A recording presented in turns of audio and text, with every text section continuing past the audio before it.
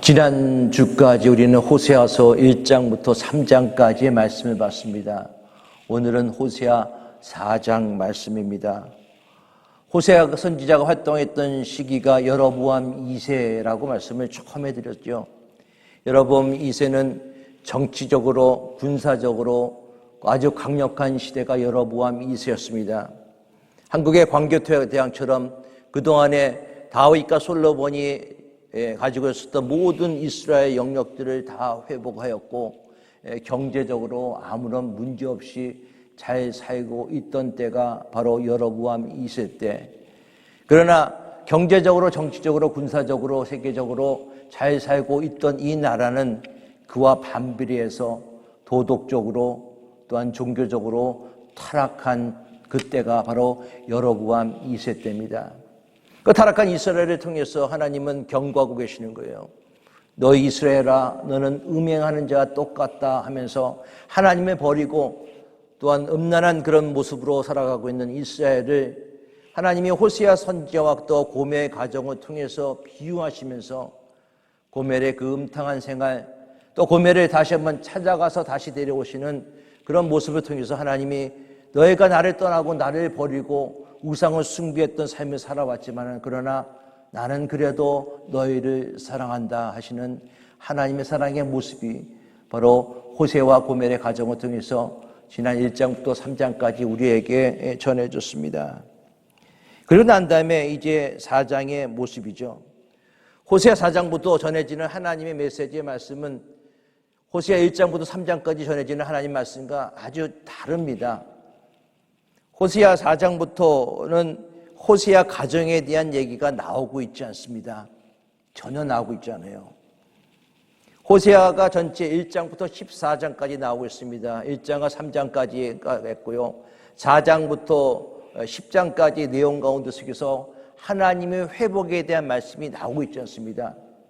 4장부터 10장까지는 계속적으로 하나님의 징계, 하나님의 심판, 하나님이 이스라엘이 잘못한 모습들을 하나님께서 낱낱하게 밝혀내는 내용들이 바로 호세아 4장부터 10장까지 내용이고요. 호세아 11장부터 하나님의 회복, 하나님의 은혜, 하나님의 사랑이 다시 시작이 되고 있습니다.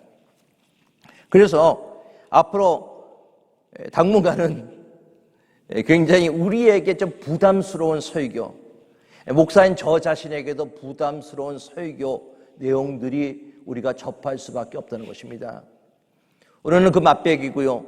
다음 주에는 목사에 대한 징계에 대한 설교들, 선지자의 잘못에 대한 설교들, 오늘날의 교회가 왜 타락한 이유가 무엇인가? 그것은 바로 선지자인, 즉 하나님의 지도자인 목사들의 타락 때문에 바로 이스라엘이 멸망함과 마찬가지로 오늘날 이 시대의 교회가 그렇게 됐다라는 말씀을 증거할 수밖에 없어요. 제가 다음 주에는. 그래서 상당히 부담스럽게 말씀에 기도하고 다음 주 설교도 미리 준비하고 있습니다. 매우 어둡고 암울한 분위기가 계속 이어져 나가고 있어요. 그러나 이것을 주신 이유가 무엇인가? 이 말씀을 통해서 죄가 얼마나 무서운 것을 우리에게 다시 한번 알려주신 거고요. 또한 그 아무런 소망이 없고 또 아무런 희망이 없는 죄인이 운명적으로 죽을 수밖에 없는 죄인이 하나님이 어떻게 그래도 사랑해 주시는가를 바로 그 하나님의 징계 말씀 속에서 우리는 하나님이 그래도 사랑하시는 하나님의 말씀을 우리는 찾아볼 수가 있다는 것입니다. 자, 4장이죠. 4장 1절부터 3절까지는 전체 4장부터 14장까지 호세아서 4장부터 14장까지의 서론에 관한 내용이 오늘 4장 1절부터 3절입니다. 1절 말씀 같이 봅니다. 이스라엘 자손들아 여호와의 말씀을 들으라. 여호와께서 이 땅 주민과 논쟁하시나니 이 땅에는 진실도 없고 인애도 없고 하나님을 아는 지식도 없느니라. 4장 1절의 시작은 이스라엘아 들으라 라고 얘기하고 있어요. 이스라엘 자손들아 여호와의 말씀을 들으라. 조금 다르죠. 신명기 6장 4절 말씀은 우리가 잘 알고 있는 말씀입니다. 쉐마 이스라엘, 즉 이스라엘아 들으라, 들으라 이스라엘아 라고 나오고 있습니다. 그러나 오늘 본문 말씀은 이스라엘 자손들아 여호와의 말씀을 들으라 라고 얘기하고 있습니다. 믿음은 들음에서 나오는지 분명히 알고 있습니다. 하나님의 말씀을 들음을 통해서 나의 믿음이 생기는 거예요. 그래서 여러분들 주일날 예배 드린다는 것이 얼마나 중요한가라는 사실을 알고 있습니다. 전도하다 보면요, 목사님 교회는 안 나가지만은 그래도 유튜브 통해서 많이 듣고 있습니다 라고 얘기하는데요, 정말 저는 그 마음속에 정말 저들이 유튜브 통해서 하나님의 말씀을 듣고 있을까라는 그런 의구심이 들 때가 한두 번이 아닙니다. 우리는 말씀에 홍수 속에 들어가 있습니다. 그러나 정작 내가 유튜브를 통해서 다른 것을 통해서 듣는 분들도 계시지만은, 아니면 기독교 채널을 통해서 말씀을 듣는 분들도 계시지만은, 그러나 실제적으로 말씀을 듣습니다 하는 가운데 속에서 말씀을 안 듣는 분이 너무나 많이 있다는 것이죠. 유튜브로 말씀을 듣는 것도 하나님의 은혜입니다. 그것 통해서 하나님의 놀라운 역사가 분명히 일어날 것입니다. 그러나 실제적으로 하나님의 성전에 나가 하나님의 교회에 나와 같이 예배에 동참하며 하나님의 말씀을 듣는 것하고는 차이가 있다는 것입니다. 말씀을 듣는 여러분들, 유튜브로 듣는 것도 좋지만 하나님의 성전에 나아가서 직접적으로 예배함을 통해서 하나님의 말씀을 들을 수 있는 여러분들이 다 될 수 있기를 예수 그리스도로 축원합니다. 말씀을 듣는다, 들으라라고 얘기하고 있어요. 여기서 듣는다는 것은 하나님의 말씀을 주의 깊게 듣고 그 말씀을 이해하고 그 말씀대로 순종하며 살라라는 그런 뜻이 있습니다. 그저 말씀을 듣는 것에 끝마치는 것이 아니죠. 말씀을 듣고 주의 깊게 살펴보고 그 말씀 그대로 살아가는 힘이 바로 우리에게 있어야 된다는 것이죠. 하나님의 말씀은 좋은 것이 있습니다. 우리에게 능력이 있습니다. 죽어 있는 모든 것들도 하나님의 말씀에 들어갈 때 다시 살아나는 놀라운 역사가 있는지 믿으시기 바라겠습니다. 잠언 16장 20절 말씀은 이렇게 얘기하고 있어요. 삶과 말씀에 주의하는 자는 좋은 것을 얻나니 여호와를 의지하는 자는 복이 있느니라. 여호와를 의지하는 자는, 말씀을 듣고 하나님을 의지하는 자는 복이 있다라고 얘기하고 있습니다. 세상을 의지하지 아니하고 하나님을 의지하고 말씀을 의지하고 말씀대로 살아가는 사람에게 하나님께서 복 주신다 약속하셨어요. 열왕기상 8장 23절 말씀은 이렇게 얘기합니다. 이스라엘 하나님 여호와여, 위로 하늘과 아래로 땅에 주와 같은 신이 없나이다. 주께서는 온 마음으로 주의 앞에 행하는 종들에게 언약을 지키시고 은혜를 베푸시나이다. 하나님의 약속을 지키시는 분이심을 믿을 수 있게 바라겠습니다. 하나님의 약속을 믿지 않고 순종하지 않아서가 그렇지, 하나님 말씀대로 믿고 순종하면 하나님께서 복 주신다는 거예요. 그래서 오늘 4장 1절 말씀에 그렇게 얘기하는 거예요. 이스라엘 자손들아 여호와의 말씀을 들으라 라고 얘기하고 있어요. 참 신기하죠.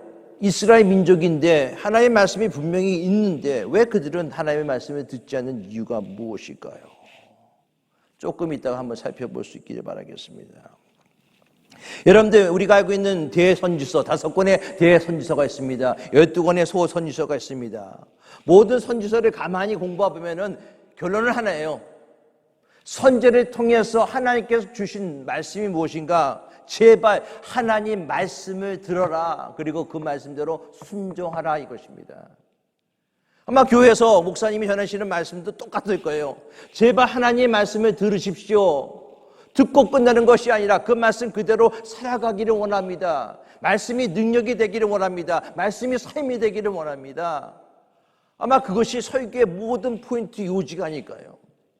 그 말씀대로 살아가는 능력이 없기 때문에 이스라엘이 이런 모습으로 하나님의 심판을 받을 수밖에 없고, 우리가 하나님의 말씀을 듣고 하나님의 말씀을 살아가는 능력이 우리 삶 속에 나오고 있지 않기 때문에 오늘날의 교회가, 오늘의 성도들이 힘이 없는 이유가 바로 거기에 있다는 것입니다.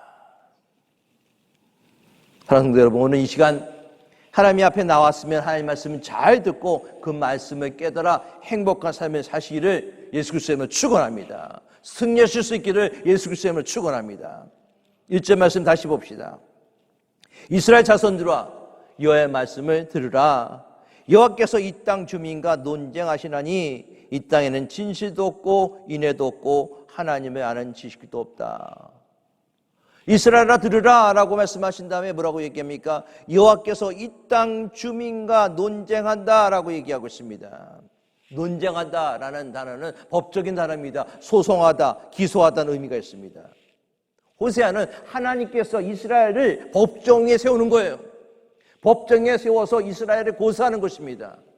이스라엘에게 심판하는 것이죠. 사랑들, 우리는 언젠가 모두 다, 저를 포함해서 여러분 모두 다 하나님의 심판대 앞에 분명히 서는 날이 있을지 여러분 분명히 아실 수 있기 바라겠습니다. 히브리서 9장 27절 말씀에 한 번 죽는 것은 사람에게 정해진 것이요 그 후에는 뭐가 있다고요? 심판이 있으리리. 우리 삶 가운데 속에서 확실성이라는 것은 그렇게 많지 않습니다. 오늘 우리가 예배 드리고 가지만 그러나 내일 우리에게 어떤 일이 일어날 것이라는 것은 우리는 장담할 수가 없습니다. 인간의 삶이라는 것이 불확실성한 그런 모습으로 둘러싸여 있어요. 그러나 확실한 것이 하나가 있습니다. 첫째는 죽는다는 사실이고, 그리고 난 다음에 심판대에 선다는 사실은 확실합니다.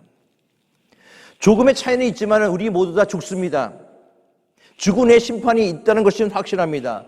요한계시록 20장 21절 말씀에 이런 말씀이 있어요.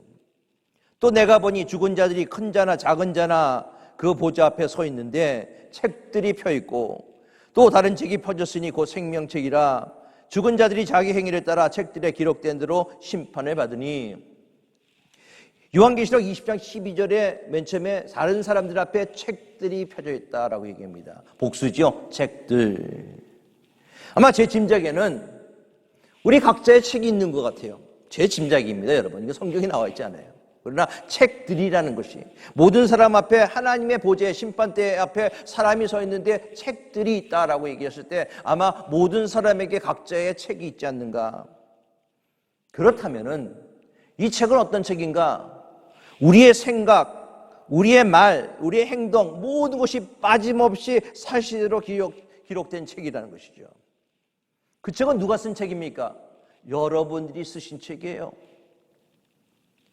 그 책 가운데 여러분들이 일생 동안 살아오면서 마음속에 생각한 것, 누구를 미워한 것, 누구를 싫어한 것, 혼자서 무슨 일한 것, 비밀리 무슨 일한 것 전부 빠짐없이 여러분들의 모든 삶이 그 책에 기록되어져 있다는 것입니다. 만약에 그렇다면은 여러분들은 지금 어떤 페이지를 쓰고 계십니까? 아마 2023년 9월 17일 1시 예배를 드리다라는 그런 아마 책이 기록되고 있는지 모르겠어요. 나타나는 행동뿐만이 아닙니다. 우리의 은밀한 것까지 다 심판하시겠다고 얘기하고 있습니다. 세상 사람들에게 숨긴 것 그것까지 다 기록되어져 있는 거예요. 그 책을 펴놓는다는 것은 공개한다는 것입니다. 우리 개인의 모든 사람의 비밀스러운 생각, 모든 행동들, 내가 아내에게 숨겼던 것, 내가 자식에게 숨겼던 것, 내가 성도들에게 숨겼던 모든 것들 다 공개되는 순간이에요. 그렇다면 우리가 어떤 책을 쓰고 있어야 되는가? 우리의 삶에 대해서 다시 한번 생각해 볼 필요가 있다는 것이죠. 종교개혁자들이 공통적으로 가지고 있던 그런 그 공통점이 하나님 앞에서라는 그런 삶의 표현입니다. 우리가 잘 알고 있는 라틴어는 코람데오죠. 코람데오. 나의 삶에서 나의 생각과 나의 행동이 하나님 앞에서 하는 것처럼 해야 된다는 것이죠. 하나님이 나의 생각을 아시고 하나님이 나의 행동을 보시고 나의 삶의 모든 것을 보시는데 내가 어떻게 살아가야 될 것인가, 어떻게 말해야 될 것인가, 어떻게 행동해야 될 것인가, 그것을 주의 있게 생각하면서 살아갈 수밖에 없다는 것입니다. 그런데 우리는 다 죄인이기 때문에 매 순간순간 실수할 수밖에 없는 거예요. 자, 요한계시록 20장에 보면은 책들이 펼쳐져 있고 또 책, 이건 단수입니다. 또 책이 펴졌으니 그 다음에 뭐라고 하죠? 곧 생명책이라 라고 얘기합니다. 우리의 모든 책들이 있었어요. 그 책을 보면 우리는 죄인일 수밖에 없는 거예요. 우리는 심판받을 수밖에 없습니다. 하나님은 그 책을 통해서 우리를 심판한 것이 아니라 그 다음에 있는 책, 바로 생명책에 우리의 이름이 기록되어 있으면 하나님이 우리 안에 있는 그 모든 책들의 것들을 다 용서해 주신다는 것이죠. 영접하는 자, 곧 그 이름에 믿는 자에게는 하나님의 자녀가 되는 권세를 주셨습니다. 또한 권세를 주시고 예수 믿는 우리에게 영원한 생명을 허락해 주셨어요. 그 영원한 생명, 예수 믿은 사람들의 이름이 바로 그 생명책에 기록되어 있습니다. 저는 여러분들의 이름이 그 다 생명책에 기록되어 있음을 믿습니다. 기록되어 있음을 바랍니다. 이스라엘 민족들이 하나님의 심판대 앞에 서 있는 거예요.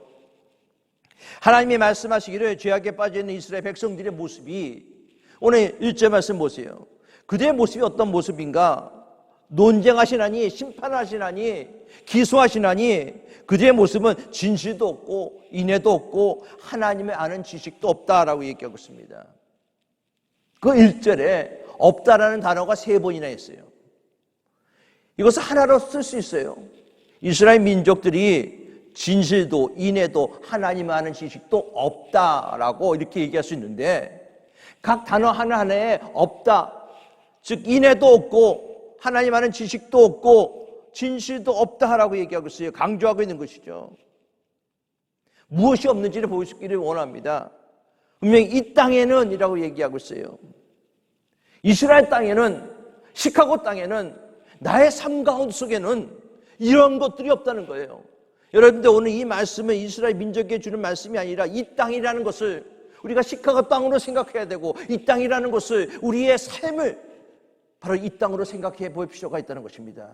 그래서 오늘 1절에 나와 있는 이 하나님의 말씀은, 이 땅이라는 것은 나의 모습이에요. 하나님이 나를 심판대 앞에 세워놓으시고 말씀하시는데, 나의 삶 가운데 속에서 뭐가 없어요? 진실도 없고 인애도 없고 하나님을 아는 지식이 없다는 거예요. 안타까운 모습이죠. 먼저 무엇이 없습니까? 진실이 없습니다. 이 땅에는 진실이 없는 거예요. 시카고 땅에는 진실이 없는 거예요. 나의 삶 가운데 속에서 진실이 없는 것입니다. 진실은 진리와 신실을 뜻합니다. 진실이 없다는 것은 무엇이 옳고 무엇이 그렇고 하는 그런 가치관이 제대로 정립되어 있지 않다는 것이죠. 바른 삶이 없다는 의미인 것입니다. 솔직하게 얘기하지 않는다는 것이에요.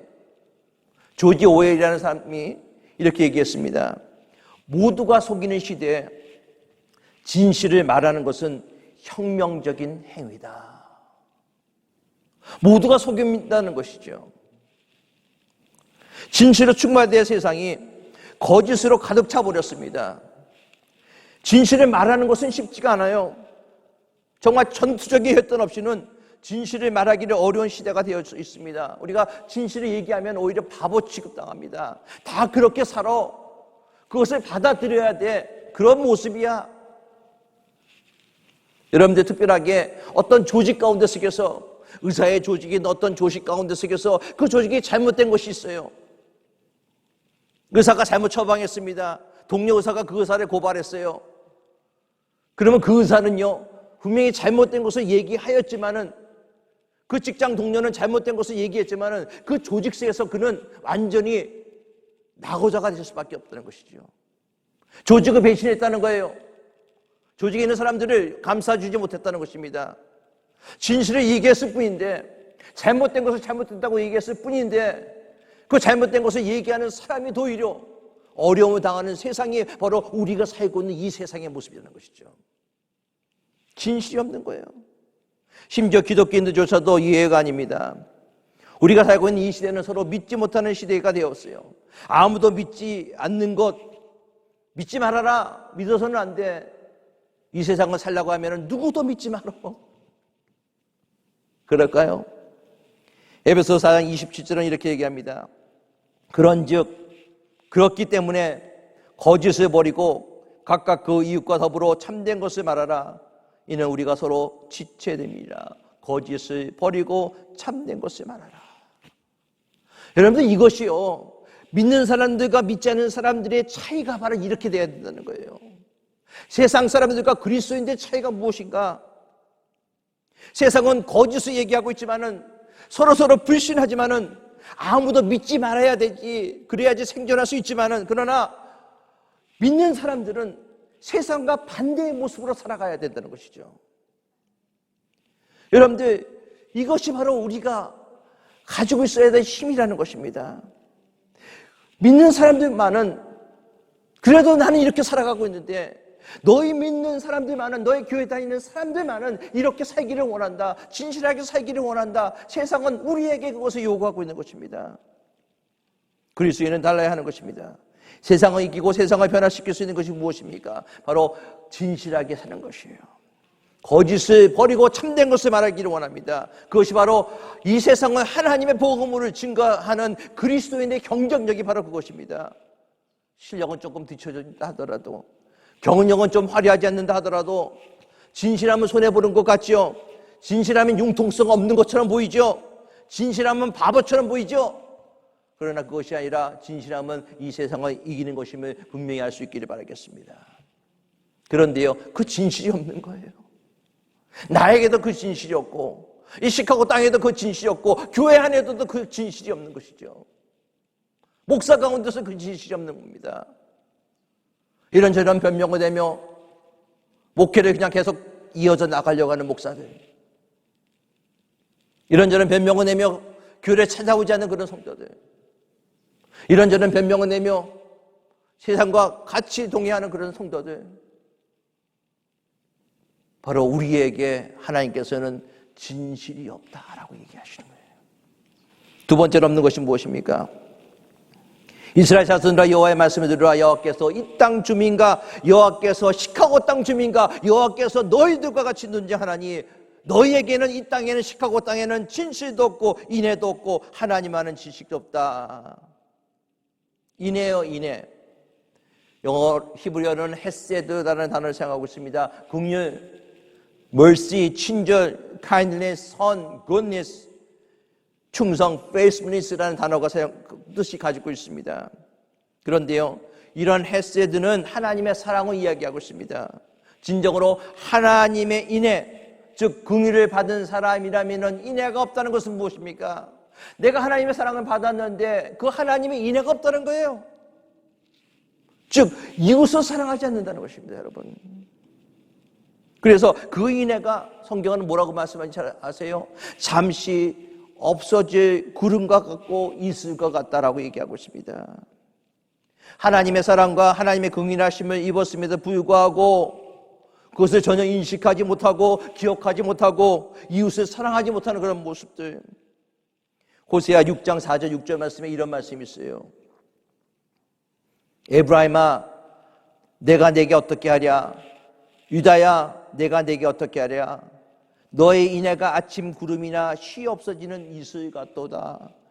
그러므로 내가 선자들로 저희를 치고 내 입의 말로 저희를 죽였노니 내 심판은 바라는 빛과 같으니라. 나는 인애를 원하고 제사를 원치 아니하며 번제보다 하나님 하는 것을 원하노라. 이스라엘의 인애가요, 잠깐 있다가 사라지는 아침 구름 이슬과 같다고 말씀하십니다. 그리고 하나님께서는 내가 인애를 원하고 제사를 원하지 않는다. 번제보다 하나님 하는 것을 원하노다 라고 말씀하고 있습니다. 하나님은요, 안팎이 똑같은 사람을 원하고 계십니다. 겉으로는 하나님 앞에 최선을 다하고 예배를 열심히 드리는 것 같지만 속으로 불의한 마음이 가득하고 속으로 사람들을 미워한다면, 사람들을 사랑하지 않는다면 하나님께서는 우리가 드리는 그 예배를 가증스럽게 볼 수밖에 없다는 것이죠. 마치 이사야 1장 11절 17절 말씀에 여호와께서 말씀하시되 너의 무수한 재물이 내게 무엇이 유익하느냐? 내가 천천의 모든 짐승보다도 너희가 한 사람을 사랑하는 그 사랑의 마음이 너에게 있기를 원한다라고 말씀하시는 거예요.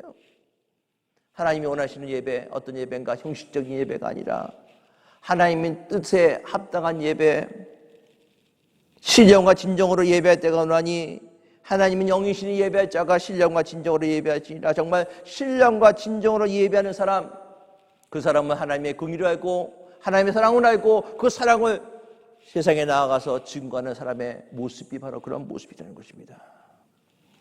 성경에는요, 우리가 서로 사랑하지 않냐면, 그렇죠? 앞에 있는 사람을 사랑하지 않냐면 하나님의 제자가 될 자격이 없다, 분명하게 말씀하고 있거든요. 요한복음 13장 34절 35절입니다. 새 계명은 너에게 주노니 서로 사랑하라. 내가 너희를 사랑한 것 같이 너희도 서로 사랑하라. 너희가 서로 사랑하면 이로써 모든 사람이 너희가 내 제자인 줄 알리라. 요한일서 2장 4절입니다. 저를 안오라 하고 그의 계명을 지키지 아니하는 자는 거짓말을 하는 자요 진리가 그 속에 있지 아니하리라. 따라서 사랑하라고 주신 가족들을 사랑하지 못하고 이웃들을 사랑하지 않는다면 내가 예배에 빠짐없이 꼬박꼬박 출석한다 하더라도 아무 소용이 없는 거예요. 그런 사람의 예배는 하나님께서 받지 않을 뿐만 아니라 오히려 미워하신다라고 얘기하고 있습니다. 그러나 정직한 사람의 기도, 하나님을 사랑하고 이웃을 사랑하는 사람의 기도, 그 예배는 하나님이 받아주시는 거예요. 잠언 15장 8절 말씀에 악인의 제사는 여호와께서 미워하셔도 정직한 자의 기도는 그가 기뻐하시니라. 하나님이 기뻐하시는 삶을 살아가기를 예수 그리스도의 이름으로 축원합니다. 인애를 원하시는 하나님, 사랑을 원하시는 하나님, 하나님에 대한 사랑도 포함이 되어져 있어요. 모든 것을 하나님이 주셨음에도 불구하고 하나님이 사랑하지 않는 거예요. 우상을 사랑하고 우상을 섬기는 그 이스라엘 민족들의 모습들. 인애가 없는 이유가 무엇인가? 진리가 없는 이유가 무엇인가? 그 다음에 나오는 거죠. 하나님을 아는 지식이 없기 때문에 그래요. 이스라엘 자손들아 여호와의 말씀을 들으라. 여호와께서 이 땅의 주민과 논쟁하시나니 이 땅에는 진실도 없고 인애도 없고 하나님을 아는 지식도 없고. 6절 말씀을 보면요, 내 백성이 지식이 없으므로 망하는도다.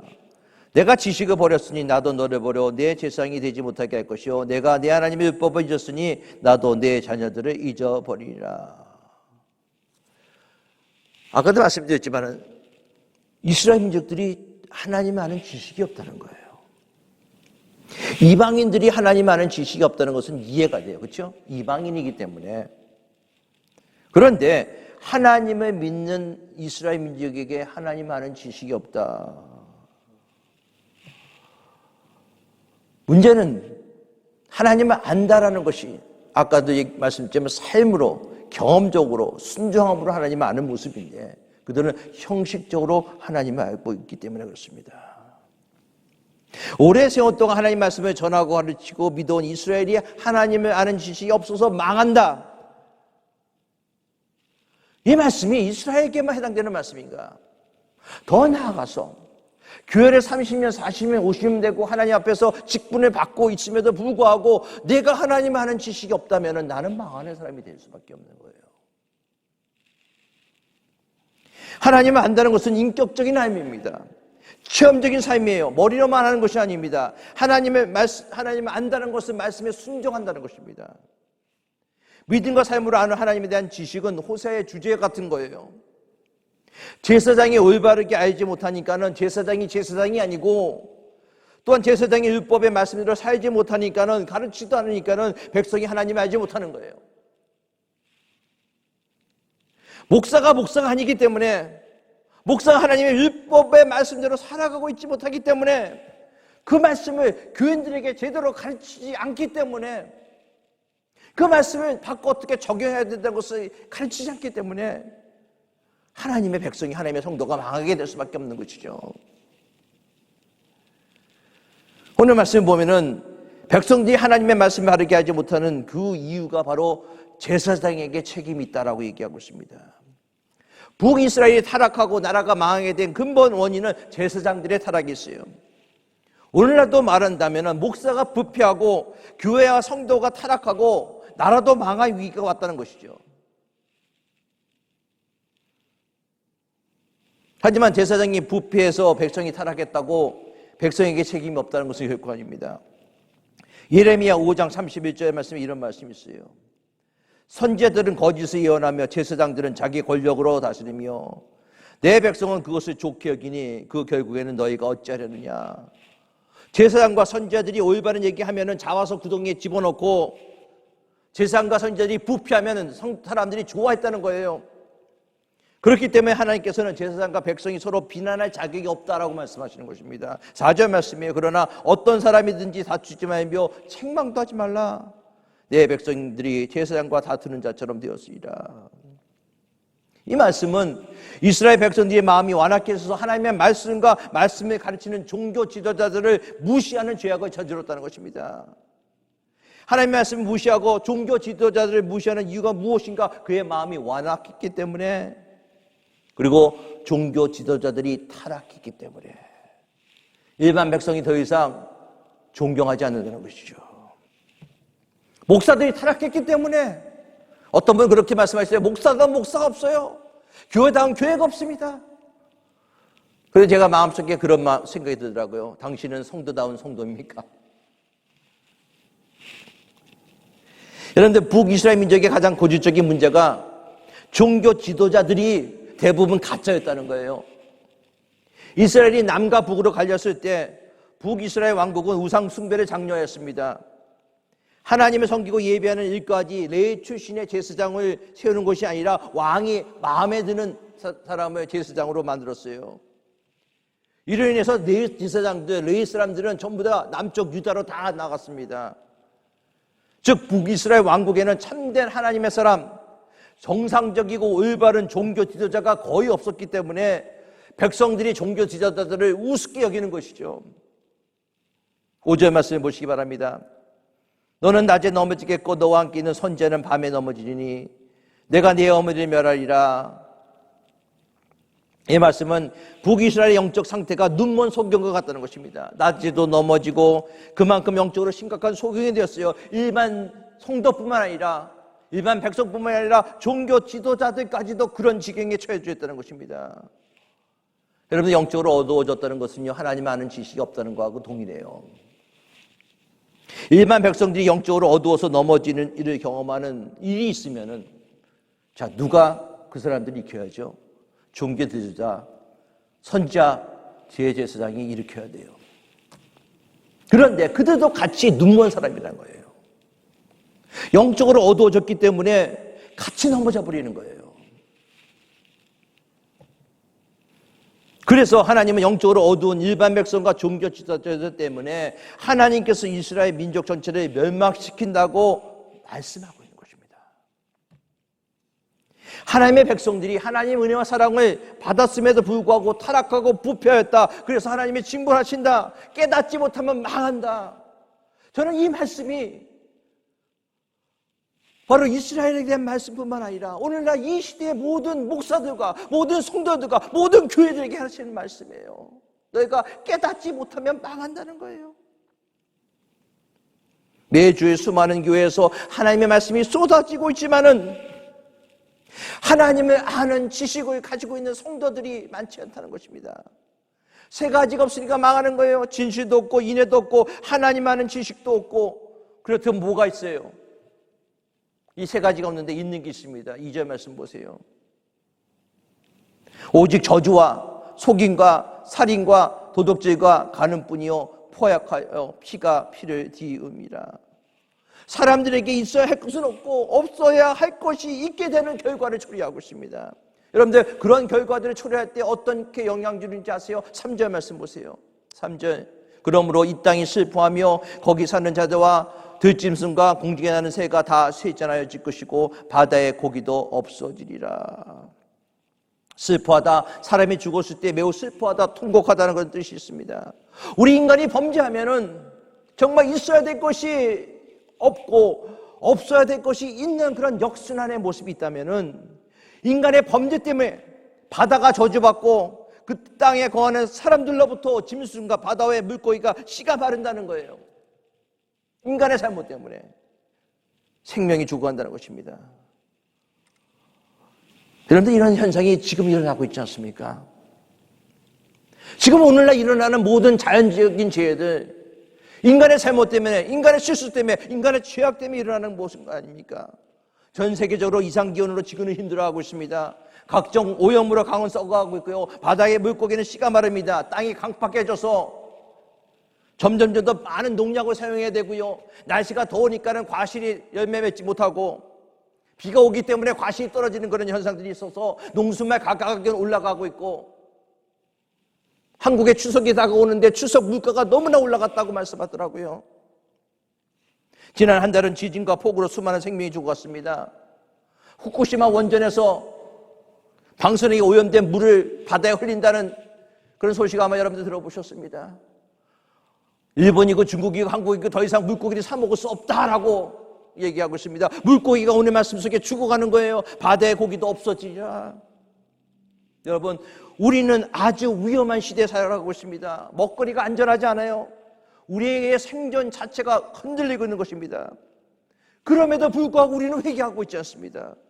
겸비하고 두려워하지 않습니다.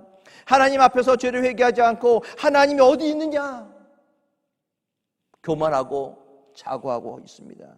하나님의 징계의 시책이 얼마나 무서운지 모르고 죄악과 환락에 치여졌습니다. 이러면 오늘 본문에 나온 것처럼 망하는도다. 정말 끝장이 나야 정신 차리겠습니까? 오늘날 세상의 모습이, 한국의 모습이, 미국의 모습이, 시카고의 모습이 바로 그런 모습 아닙니까? 이러다가 망합니다. 하나님은 너희가 나를 잊어버렸으므로 나도 너희 자녀를 잊어버릴 것이다. 어휴, 섬뜩하지 않습니까? 너희가 나를 잊어버렸기 때문에 나도 너희를 잊어버린다는 거예요. 그들이 아무리 고통당하고 아무리 힘들어하더라도 나는 모르겠다, 하나님 말씀하신다는 것입니다. 얼마나 끔찍한 미래가 우리를 기다리고 있을까요? 하나님이 모른다고 하시면 절대로 안 됩니다, 여러분. 그러므로 하나님을 인격적으로 알고 하나님과 교제하고 하나님의 뜻대로 살아가야 돼요. 하나님께 돌아가야 됩니다. 하나님의 공의가 제대로 설 수 있도록 믿는 사람들이 다시 한번 일어나야 되는 것입니다. 하나님이 우리에게 말씀하시는 그 죄악들, 이제 나와 있는 그 죄악들을 다 없애버려야 돼요. 저주와 속임과 살인과 도적질과 간음과 포악한 모습이 우리 삶 속에 있어서는 안 됩니다. 1절부터 6절까지의 말씀, 이 말씀을 준비하고 증거할 때 제 가슴이 답답해요. 그런데 이걸로 끝이면 어떻겠습니까? 안 되죠. 우리가 아직 죄악의 자리에 있을지라도 하나님은 그래도 우리를 사랑하시는 분이세요.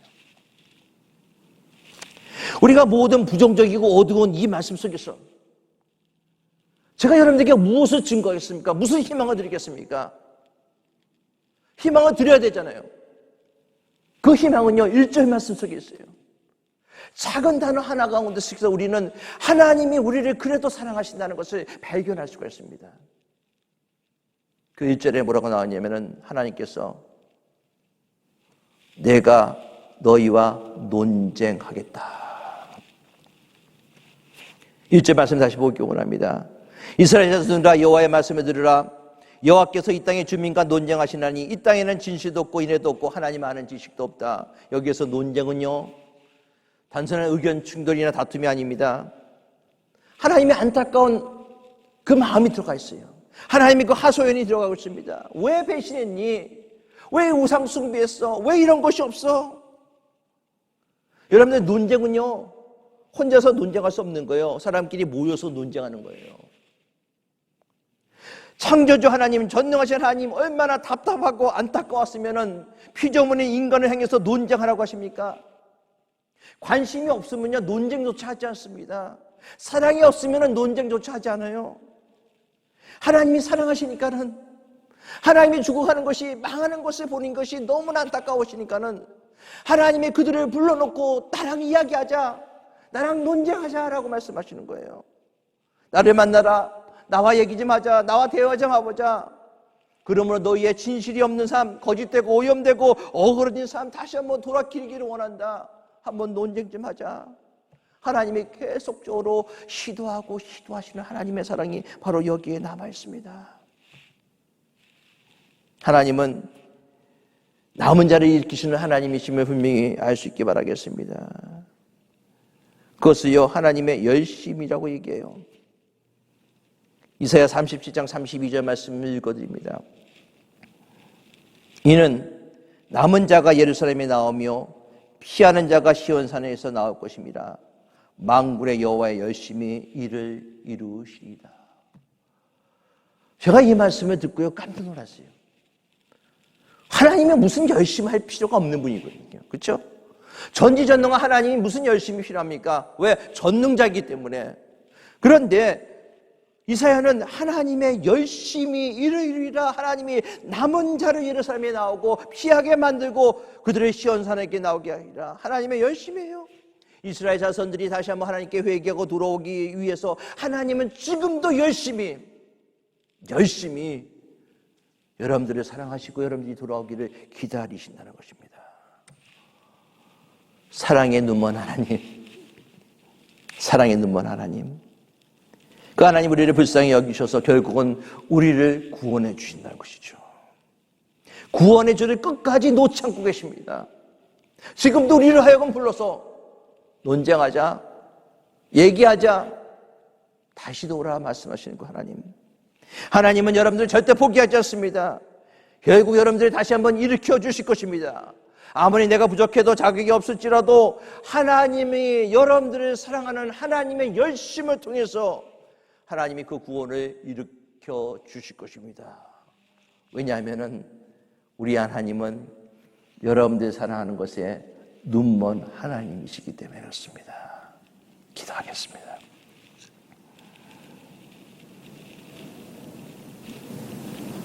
우리를 사랑하시고 우리를 지금도 인도하신 하나님, 그 하나님의 바로 알고 우리 안에 진실이 회복이 되고 하나님의 사랑 인애가 회복이 되며 하나님 안은 지식이 회복이 되어 하나님과 동행하는 믿음의 성도들 다 되게 하여 주시옵소서. 우리 주 예수 그리스도의 이름으로 기도드리옵나이다. 아멘.